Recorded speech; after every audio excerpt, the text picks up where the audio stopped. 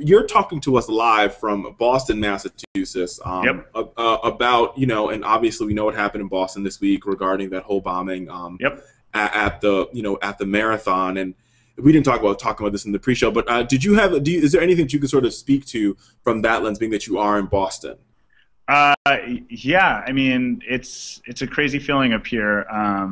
There's a lot of folks that are sort of discovering how great total strangers can be to one another after a crisis. One of the things that I've been able to see is how passionate a lot of the activists that I've been working on the ground here, folks who are working to fight the Keystone XL pipeline around this Massachusetts special Senate election, how quickly that passion and those organizations have turned towards, making sure everybody that we're working with is okay and safe and has a place to be if they need to, and saying that we need to live every day of our lives with a certain compassion, but also with a certain caring about what happens to others. One of the things that's been not surprising at all to see is how much folks who are engaged on climate change and in protecting our environment are also the same folks who are engaged around, giving blood, making sure there are vigils for those impacted by this tragedy up here.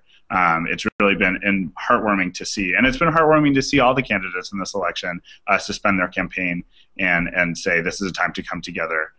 But we know that with the election 2 weeks away, we need to make sure we have candidates, victorious that will support the nation coming together in times of tragedy like this, and also make sure that we don't have any sort of climate catastrophe that would lead to more heartbreak, things like Hurricane Sandy or like Katrina.